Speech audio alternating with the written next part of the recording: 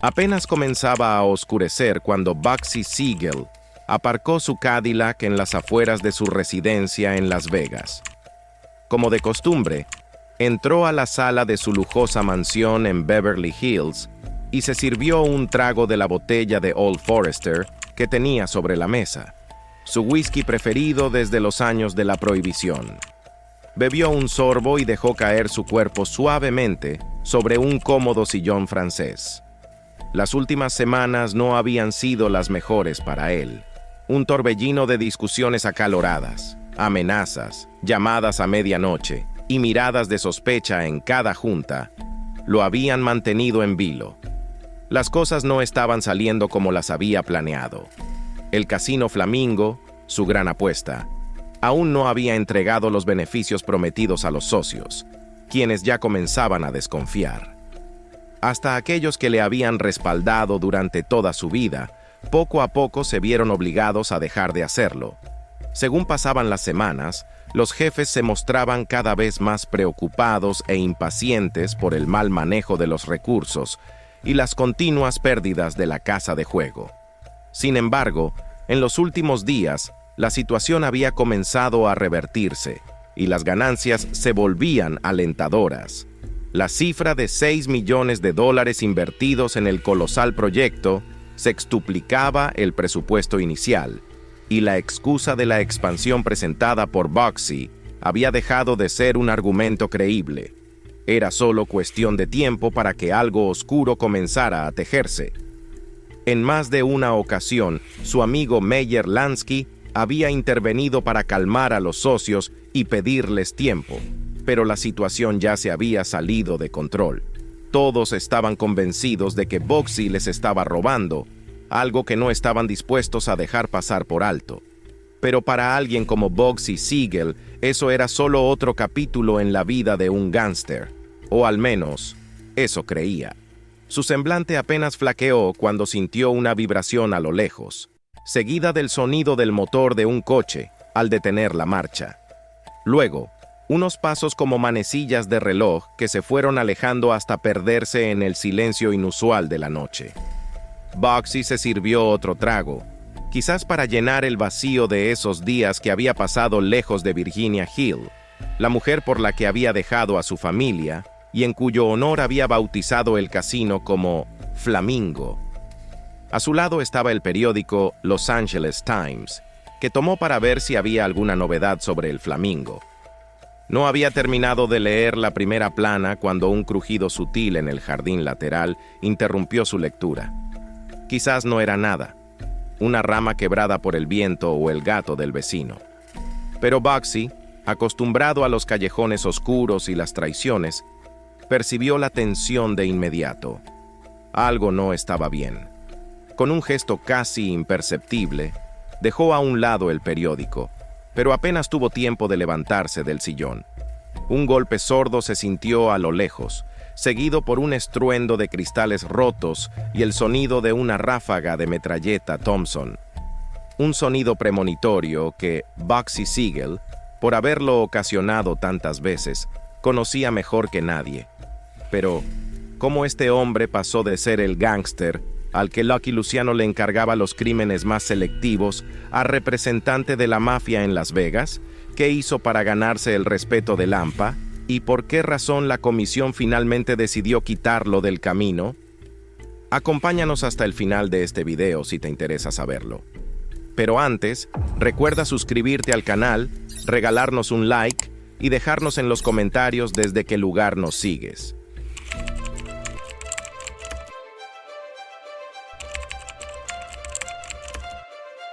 La ciudad era un hervidero de rostros y lenguas extranjeras, de obreros exhaustos que llenaban fábricas y de niños vendiendo periódicos bajo el helado invierno de Brooklyn.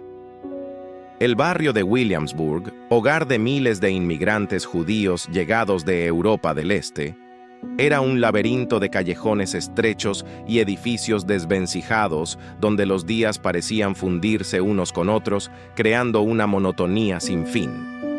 Los padres de Bugsy, Max y Jenny trabajaban largas horas por sueldos miserables.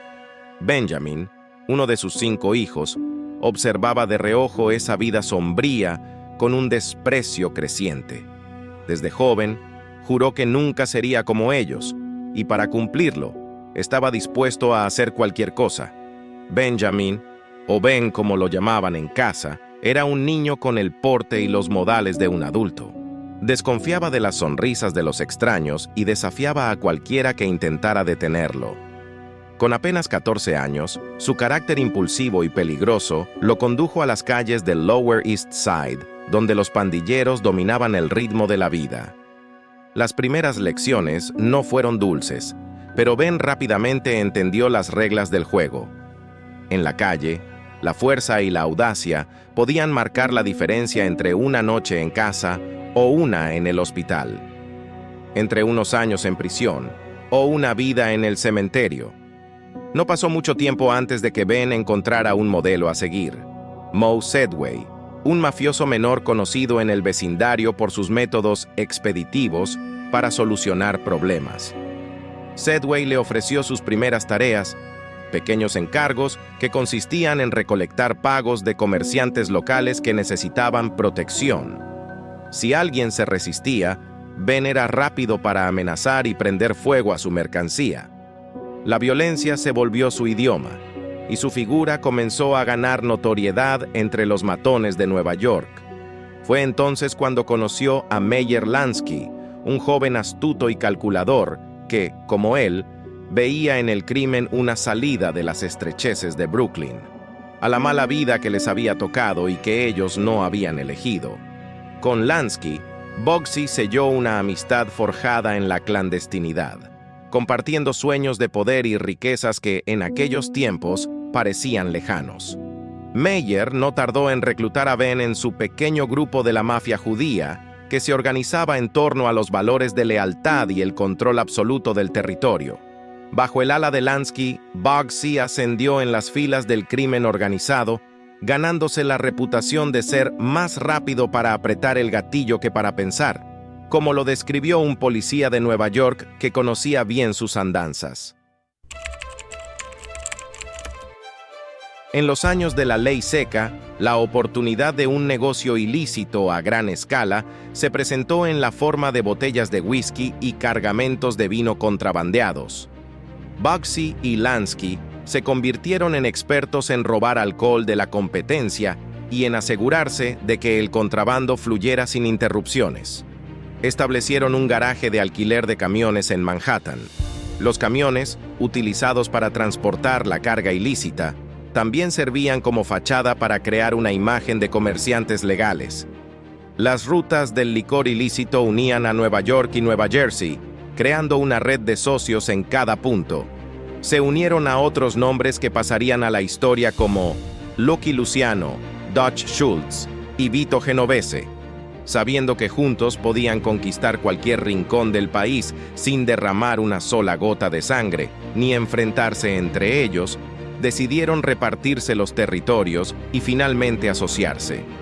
El Sindicato del Crimen nació de aquella alianza, una red de familias que dividía territorios y poderes en una paz inquietante que, en más de una ocasión, se vio interrumpida por el ruido estremecedor de las temibles subametralladoras Thompson.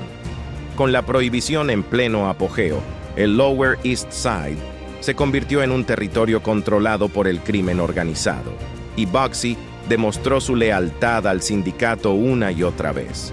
Su leyenda como hombre sin escrúpulos crecía a la par que el miedo de sus rivales.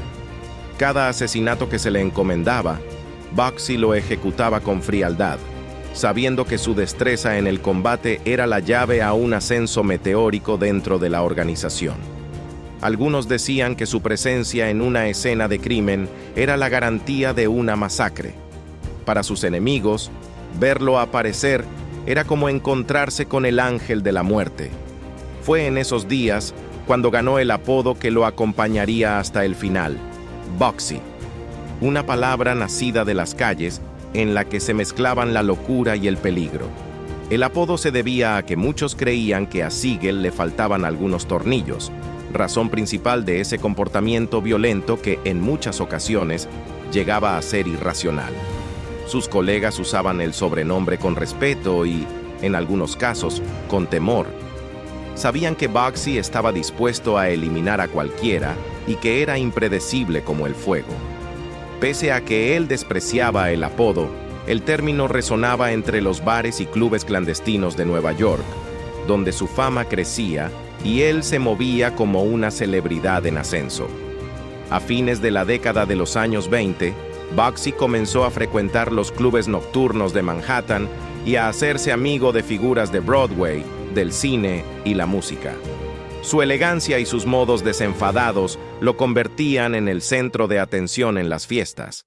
Bugsy no solo se codeaba con figuras como George Raft, Jean Harlow y Clark Gable, sino que los seducía con su aura peligrosa y atractiva. Además de ser un gángster, Bugsy era todo un dandy. Sus ojos azules, su estatura y su carisma lo convertían en un imán para las mujeres. Con la llegada de los años 30 y el auge de Hollywood, Bugsy decidió que su imperio necesitaba expandirse. Llegaron noticias desde la costa oeste de que los estudios de cine en California estaban en expansión y Bugsy vio en esa oportunidad una mina de oro. Siguiendo la recomendación de Meyer Lansky, se trasladó a California para estrechar lazos y explorar oportunidades en el mundo del espectáculo y el juego. Allí, entre las colinas doradas y las avenidas amplias de Los Ángeles, conoció a Virginia Hill, su amante de piernas largas y carácter implacable, la mujer que le inspiraría la creación de su imperio en el desierto. Para esa misma época, Las Vegas se convirtió en una de las pocas ciudades en legalizar el juego en los casinos. El objetivo era impulsar el desarrollo de una ciudad que, por su ubicación geográfica, no parecía un destino atractivo para nadie, lo que atentaba contra su desarrollo y futuro crecimiento.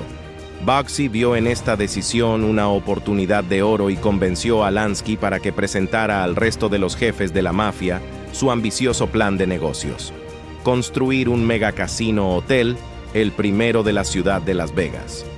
Algo para lo que Bugsy tendría que esperar 15 años. Para ese entonces, entre las bandas criminales había una encarnizada lucha de poder, y la prioridad era controlar los territorios y eliminar a algunos jefes del camino. Y si algo Bugsy no solo hacía bien, sino que era el mejor, era precisamente eso. En 1932, a Siegel se le encomendó eliminar a los hermanos Fabrizio, quienes, cumpliendo órdenes de Waxy Gordon, intentaron asesinarlo a él y a Meyer Lansky con una bomba. Los hermanos Fabrizio fallaron. Bugsy no. Tony Fabrizio, al enterarse de la muerte de sus dos hermanos, intentó escapar de Siegel, pero sus esfuerzos fueron en vano. Unos meses después de la muerte de sus hermanos, unos detectives se presentaron en la casa de Tony Fabrizio, a quien querían hacerle algunas preguntas relacionadas con el asesinato de sus hermanos. Tony salió a recibirlos sin sospechar que aquellos eran en realidad hombres de Lansky y Siegel, quienes le habían preparado una emboscada. Este último lo esperaba afuera con su arma apuntando a la entrada de la casa. En cuanto Tony asomó, recibió una sola ráfaga de metralla. En cuestión de segundos, su cuerpo se desplomó sobre el piso del cual no se volvería a levantar. El asesinato de los hermanos Fabrizio fue seguido por otros, como el de los hermanos Louis Pretty Amberg y Joseph C. Amberg. Pero fue el asesinato de Harry Big Greeny Greenberg, amigo suyo desde la infancia, el que marcó un antes y un después en su vida. Greenberg había amenazado con convertirse en informante de la policía y para no hacerlo, pidió $5,000. Lo que recibió fue una lápida en el cementerio. Por el asesinato, Siegel terminó en prisión, donde se decía que recibía un trato preferencial.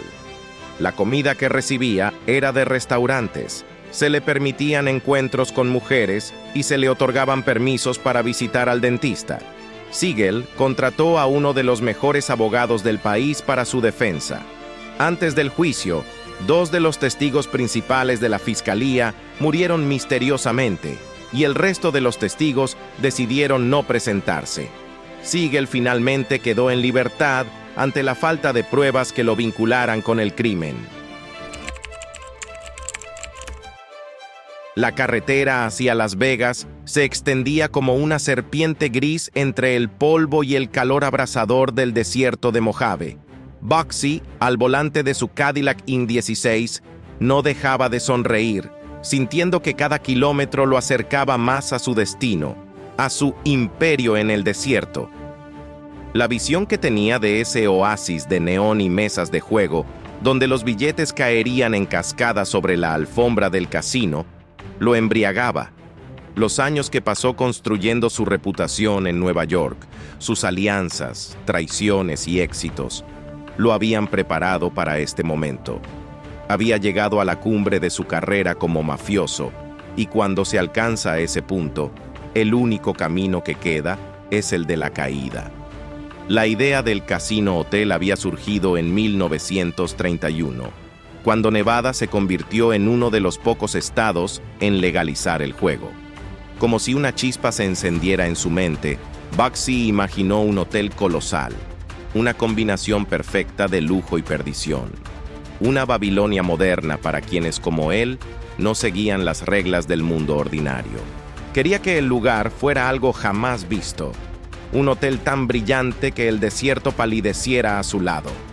Un santuario de juegos de azar, alcohol y espectáculos donde las estrellas del cine, la música y los hombres de negocios de todo el país acudieran a peregrinar. El nombre surgió casi sin esfuerzo, Flamingo, inspirado por Virginia Hill, su amante, cuyo andar recordaba al de un flamenco sobre la arena. Decidió que ese sería el nombre que iluminaría las noches de Las Vegas con luces de neón. Bugsy consiguió el terreno y comenzó a reunir socios. Sabía a quienes debía convencer para levantar semejante obra en medio de la nada. Convenció a Meyer Lansky y a varios miembros del sindicato para financiar su visión. Sin embargo, no bastaba con el dinero.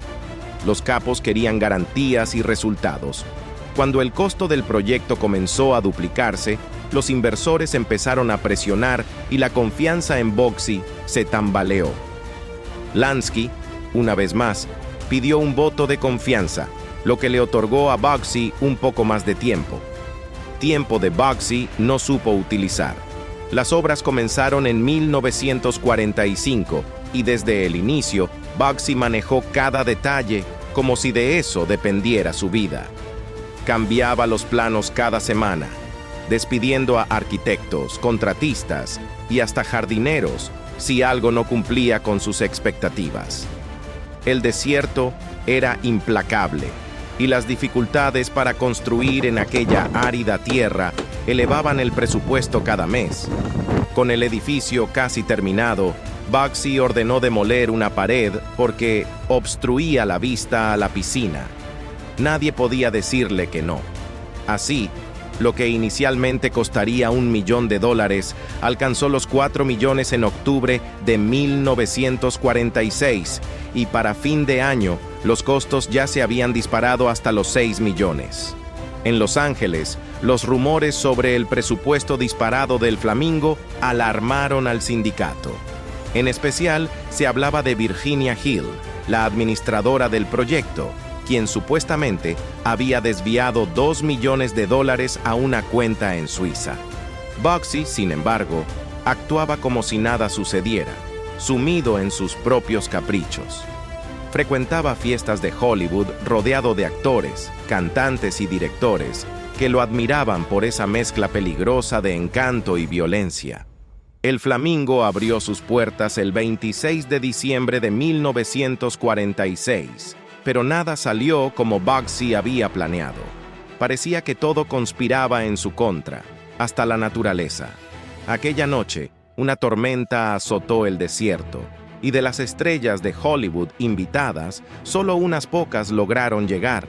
La alfombra roja, las mesas de juego, la banda sonora de una orquesta en vivo y los lujosos sillones de terciopelo rojo estaban listos, pero el casino, el teatro y el salón de cócteles permanecieron vacíos.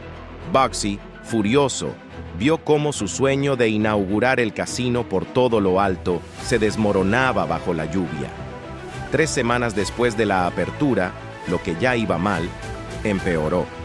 El casino registró pérdidas por más de $275,000 y el Flamingo cerró temporalmente sus puertas. Boxy no dejó de insistir en que solo necesitaba una segunda oportunidad, que el público pronto acudiría en masa para disfrutar de la experiencia que había creado en medio del desierto.